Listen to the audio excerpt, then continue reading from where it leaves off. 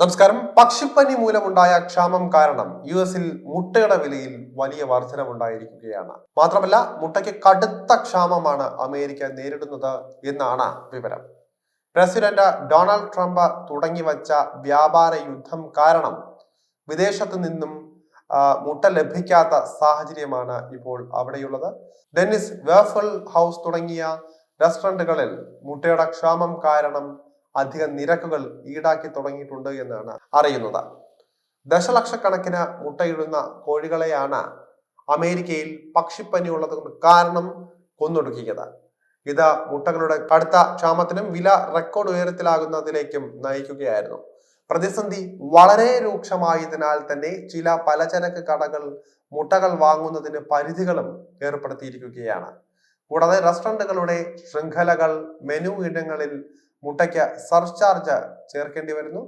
NPR റിപ്പോർട്ടാണ് ഇത്തരത്തിൽ റിപ്പോർട്ടുകൾ വരുന്നത്. സർചാർജ് നൽകണം എന്ന കാര്യങ്ങളെല്ലാം ഉൾപ്പെടുത്തി. മുട്ടക്ഷാമം രൂക്ഷമായതോടെ അമേരിക്ക ലിത്വാനിയയെ സമീപിച്ചിട്ടുണ്ട് എന്നാണ് വിവരങ്ങളിൽ നിന്ന് ലഭ്യമാകുന്നത്. ഫിൻലാൻഡ്, ഡെൻമാർക്ക്, സ്വീഡൻ, നെതർലാൻഡ്സ് രാജ്യങ്ങളെ മുട്ടയ്ക്കായി അമേരിക്ക സമീപിച്ചിട്ടുണ്ട് എങ്കിലും ട്രംപിന്റെ വിദേശ നയത്തിൽ പ്രതിഷേധിച്ച മുട്ട കയറ്റുമതി ചെയ്യാൻ വിസമ്മതം അറിയിക്കുകയായിരുന്നു. അതേസമയം അതിർത്തിക്ക് അപ്പുറത്ത് കാനഡയിൽ താങ്ങാനാകുന്ന വിലയിൽ ധാരാളം മുട്ടകൾ ഉണ്ട് എന്നാണ് വിവരങ്ങളിൽ വരുന്നത്. കാനഡയിൽ മുട്ട ബിസിനസിനെ പക്ഷിപ്പനി ബാധിച്ചിട്ടില്ല. തങ്ങൾക്ക് മുട്ടയുടെ ഒരു കുറവും ഉണ്ടായിട്ടില്ല. 14% തരം മുട്ടകളിൽ നിന്ന് നമുക്ക് ആവശ്യമുള്ളത് തിരഞ്ഞെടുക്കാം. അതുപോലെ തന്നെ ഒന്റാറിയോയിലെ ഗൾഫ് സർവകലാശാലയിലെ ഭക്ഷ്യ സാമ്പത്തിക ശാസ്ത്രജ്ഞനായ മൈക്ക് വോൺ മോസവും പറഞ്ഞിട്ടുണ്ട്.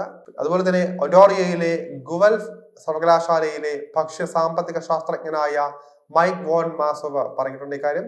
കനേഡിയൻ കോഴികൾക്കും പക്ഷിപ്പനി പിടിപെടാൻ സാധ്യതയുണ്ടെങ്കിലും അമേരിക്കയിലേതുപോലെ വലിയൊരു പ്രതിസന്ധി ഇതുവരെയും സൃഷ്ടിച്ചിട്ടില്ല.